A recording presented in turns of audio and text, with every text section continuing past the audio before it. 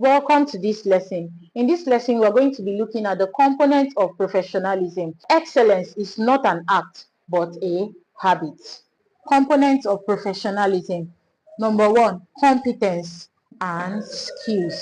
So your competence, first thing that gets you the job that you are working on.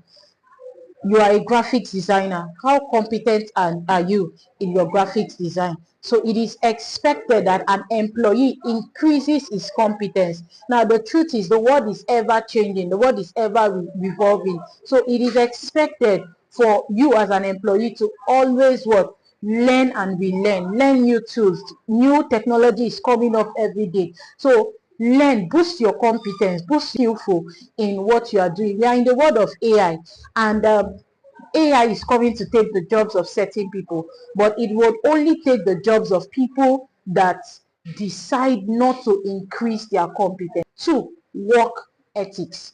Work ethics basically has to do with a set of values that guides you when you are doing your work.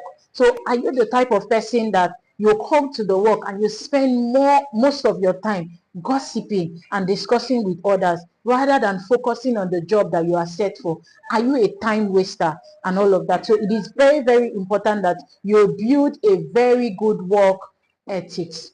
Three, accountability. Are you accountable? How accountable are you? One, you should be accountable to yourself. Very, very important. You should also be accountable to your colleagues, and lastly to your superiors. So accountability is another component of professionalism. Four, respect and courtesy. Respect cannot be overemphasized. When you are respectful and you show courtesy to others, reduces workplace conflict. Integrity. Are you the person that would say one thing and do another thing? How honest are you? Integrity basically has to do with your honesty, your level of doing the right thing at the right time.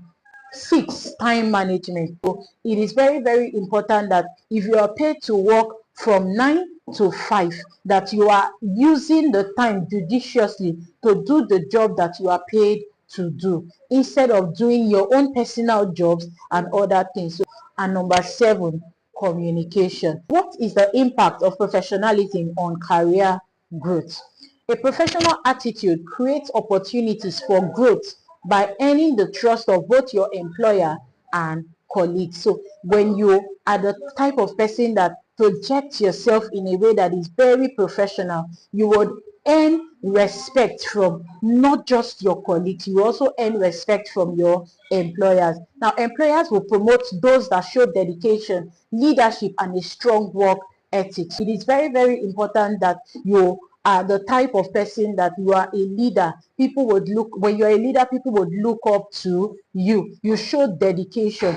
Dedication has to do with how do you carry your task, the task that you do. How do you do it? Do you do it in a way that there is minimal mistakes with what you do? So an employee that when he or she is given a task, the supervisor would have to go back and correct and correct and correct. That employee is not showing what? Dedication. So but when you show dedication, you are more likely to get promoted. Then professionalism also enhances networking. People are more likely to connect, recommend, and collaborate with people that are more professional. And lastly, a lack of professionalism would not just damage your career prospect, it will also limit opportunities and create workplace conflict. So it is very, very important for you to be very, very professional in your dealings. I've come to the end of this lesson. In the next lesson, we're going to be looking at how to develop a professional mindset.